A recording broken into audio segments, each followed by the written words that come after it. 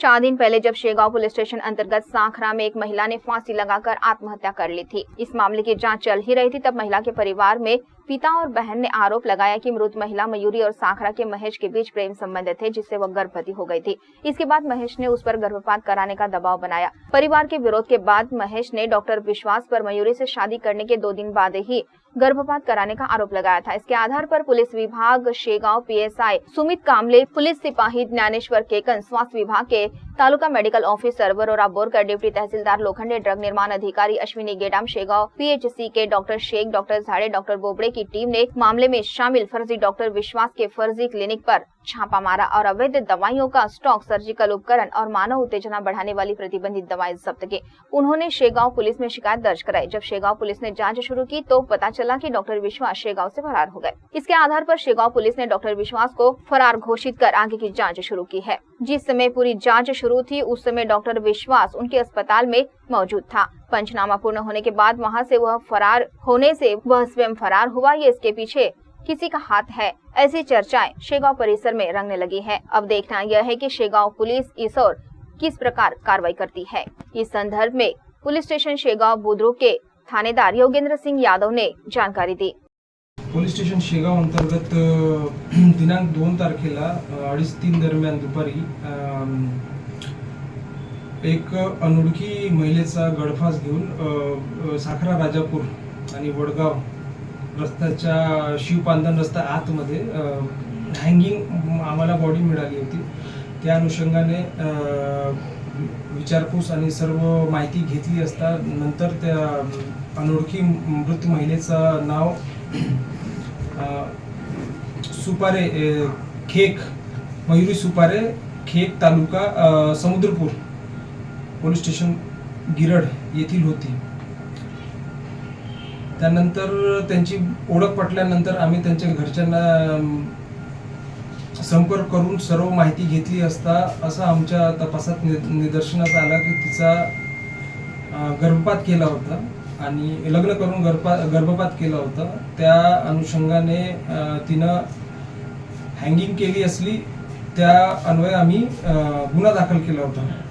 कलम 108 BNS प्रमाणे गुन्हा दाखल करून जो फर्स्ट आरोपी होता नवरा, त्याला अटक केला परवाच्या दिवशी रात्री।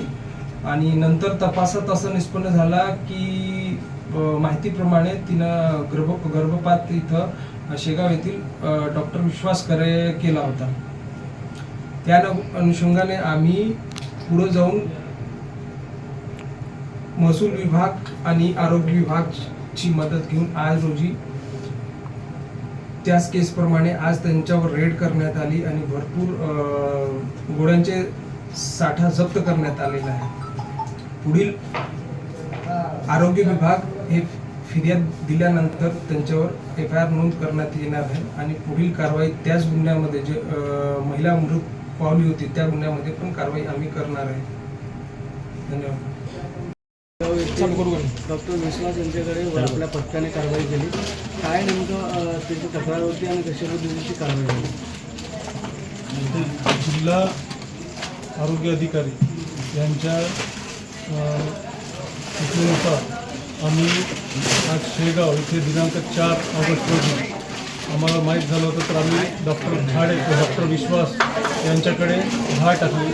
ही धाड टाकताना आमची जे तालुकास्तरीय बोगस डॉक्टरची कमिटी आहे त्या कमिटीने ही धाड टाकली आहे। या कमिटीमध्ये मी डॉक्टर प्रतीक बोरकर, तालुका आरोग्य अधिकारी श्री लोखंडे, नायब तहसीलदार वरोरा, त्यासोबतच या प्राथमिक आरोग्य केंद्राचे डॉक्टर रिजवाना परवीन, श्री तुरादे आरोग्य सहाय्यक, तालुका आरोग्य अधिकारी कार्यालय वरोरा, ह्या टीमने मिळून या डॉक्टर विश्वास यांच्या घरावर आणि दवाखान्यामध्ये धाड टाकली। या धाडीमध्ये बऱ्याचशा प्रमाणात औषध साठा, तसेच सर्जिकल इन्स्ट्रुमेंट आणि सलाईन, इंजेक्शन असा साठा आपल्याला प्राप्त झालेला आहे।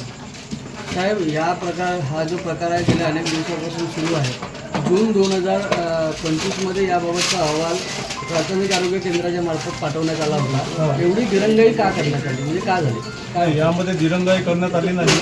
आम्ही वेळोवेळी बोगस डॉक्टर या कार्यक्षेत्रात काम करणारे यांच्या पाडतीत राहतो व आज याचाच एक प्रकार म्हणून या ठिकाणी धाड टाकण्यात आली आणि या धाडीमध्ये आपल्याला अनेक साठा सापडलेला आहे. याच्यापूर्वी आपण जेव्हा बघितलं होतं तेव्हा आपल्याला काही साठा सापडला नव्हता व कोणती तक्रार प्राप्त झाली नव्हती, परंतु आज त्यांना आपण रंगे हात पकडला आणि बराचसा आपल्याला औषधी साठा त्यांच्या घरातून प्राप्त झाला.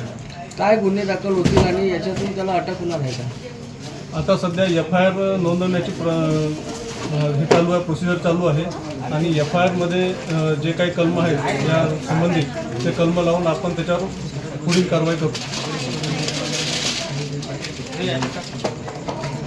जी बोगस डॉक्टर आहे ज्यांचा सुरसुराट झाला आहे, जे अवैध प्रकारे अशा प्रकारे दवाखाना चालवत आहे, यावर आपली काय कारवाई असेल?